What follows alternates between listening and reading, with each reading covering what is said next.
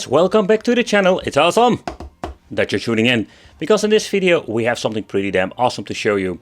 So this is the game player HDMI, and this thing comes with many names because that's the most confusing freaking thing when you're looking at devices on AliExpress. But it comes with some interesting specifications, but also when it comes to the things it can do. This thing, first of all, is based on Android. So with Android we're going to get some issues, but also we're going to get some new things that we didn't see before with cheap handhelds. Built-in 9 simulators, 4.0-inch HD screen, supports multiplayer, supports TV out, and then we're going to get the rotate, the rocker, 360 degrees. We can expand it with TF card, and we're having support for Bluetooth with 4 controllers. But let's take a close look at the product specifications. But there was something very interesting. So first of all, let's talk about the model. It's called the A380. And this is also like known when you're looking at the first generation with OpenDingus devices. So maybe this is more like a revisiting. They're having a 5V 2A needed for basically like charging the device. Screen size 4.0, has a resolution of 480 by 800 in IPS. Then we're going to get battery capacity 3000 mAh. And we can support up to only 32G or gigabyte? What? That is really old school. Okay, so let's open it up and just see what we're going to get inside the box itself. The way it packed it up is very nice, and the handheld feels very heavy. Okay, so here we're going to get, of course, the very nice, ooh, it's the glossy deluxe toilet paper manual with some explanation. Let's see if there's any English. Yes, there is, with some basic explanation how the system works. Most of the time it's freaking rubbish. Then we're going to get a Type-C for charging. So finally they're using Type-C, and ooh, we're going to get a very nice protection bag. Feels nice. The GameX, but nevertheless, then we're going to get this quality certificate. Okay, that's it. There's nothing else, and there is no charger. We can use an old school phone charger, but still, there is no freaking charger.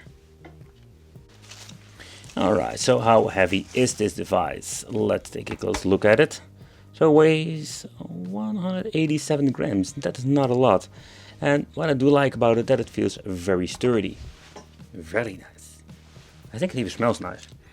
Yeah. Okay, so first of all, I already mentioned like it's a very nice construction. It's fully made of plastic. It's going to be plastic fantastic to the maximum level.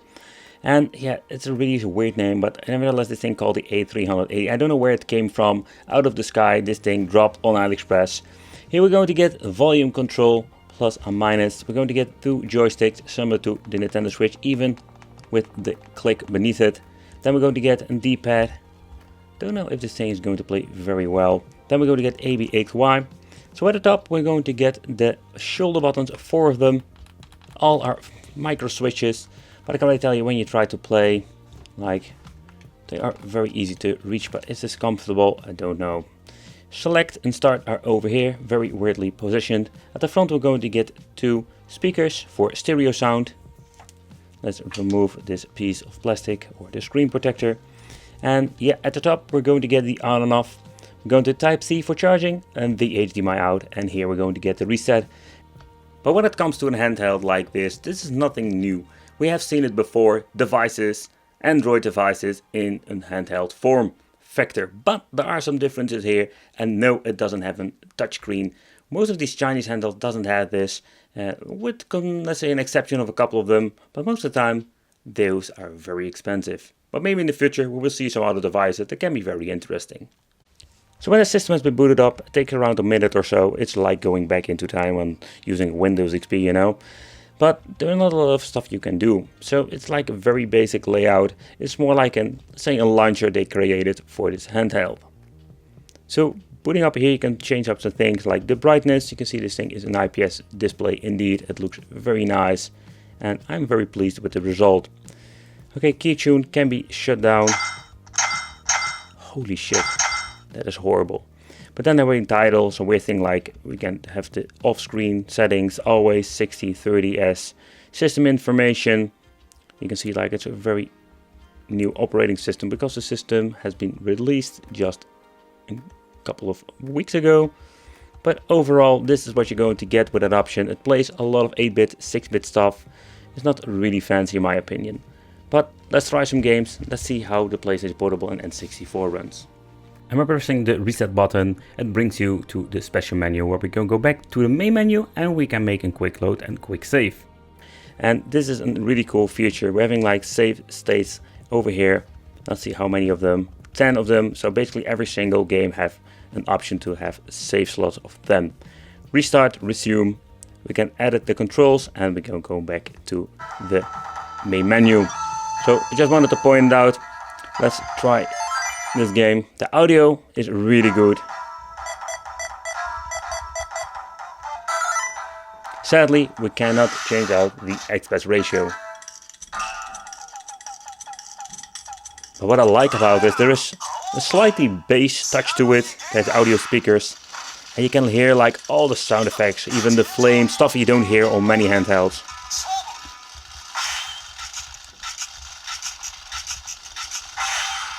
So I'm curious how good the D-pad is. So the D-pad is very responsive.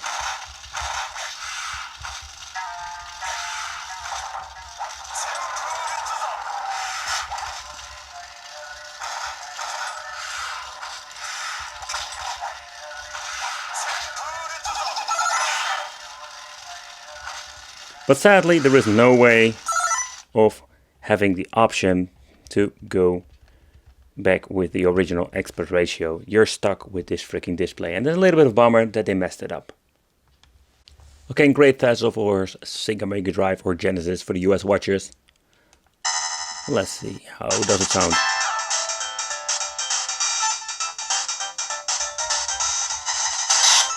Oh.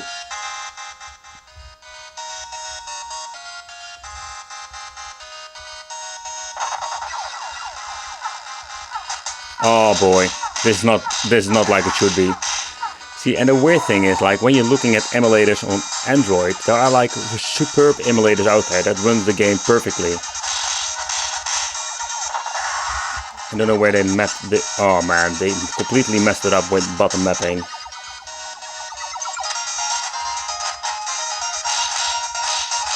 Take consideration with N64, it will always be a mixed bag. I just want to try a basic game, launch game, that most of these systems can run, but I can already hear like stuttering, stuff like that.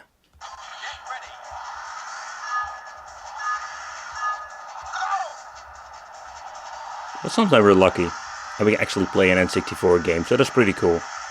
But if you want to play F-Zero X or GoldenEye, stuff like that, the more demanding games, you will see a lot of problems, glitching, stuttering. It's going to be like freaking a nightmare. But Lamborghini Racing seems to be running just fine. Alright, so next up, PlayStation Portable. And let's try this game, Soul Calibur. Only the strongest will be chosen. Wallow in despair. And I'm curious how good the gameplay will be. You can already see stuttering, so it struggles big time to keeping up with the FPS. If you can live with gameplay like this, it's all fine, but...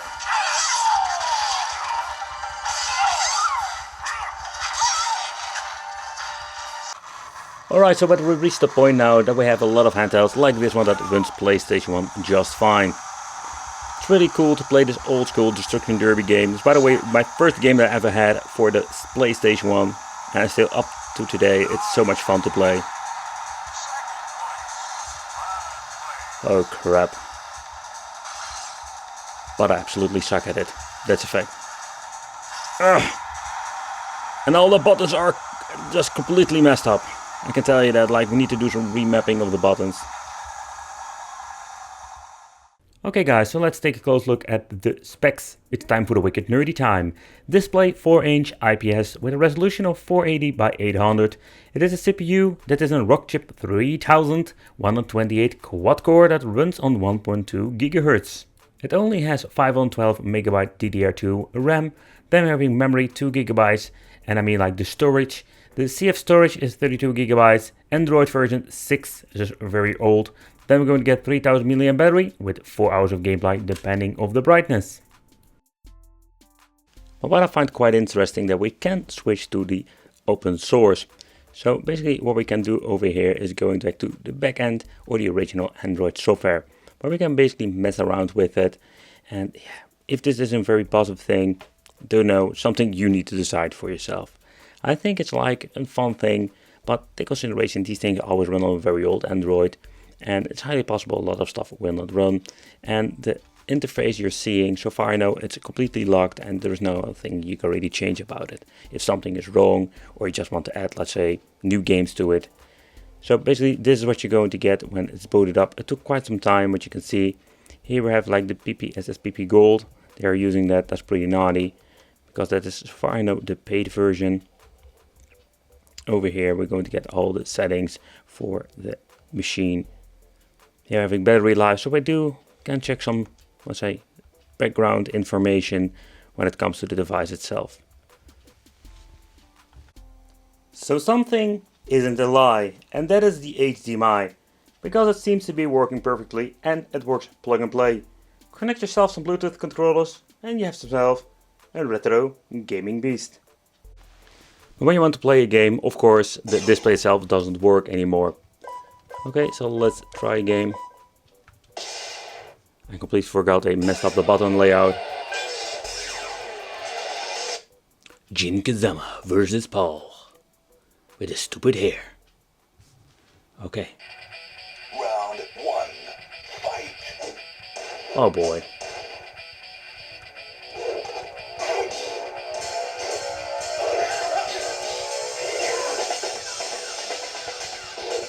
But take consideration that PlayStation 1 runs on a lot of different devices. But as you can see, it works very well. So a fun fact is that if you want to switch between the monitor and the handheld itself, you can do this fairly easily.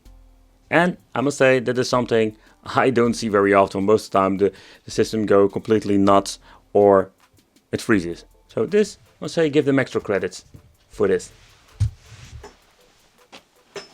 So what do I think of this device itself? So when you're looking at the build quality, it's quite nice. I think it's a pretty damn solid handheld. It's plastic fantastic, it got some amazing audio, I think one of the best. You don't see this very often with these handhelds. Most of the time you're going to get, let's say, basic mono sound, or the speakers are not that great, but this sounds in every single way perfect. Beautiful display, the controls are not bad at all. Yeah, only it's running on old Android 6 and it's very limited when it comes to, let's say, messing around with the interface so far I know. Let me know in the comments what you think of this. I want to thank you for watching. Consider subscribing, hit that little bell, become one of the Wicked family, and I will see you in the next video.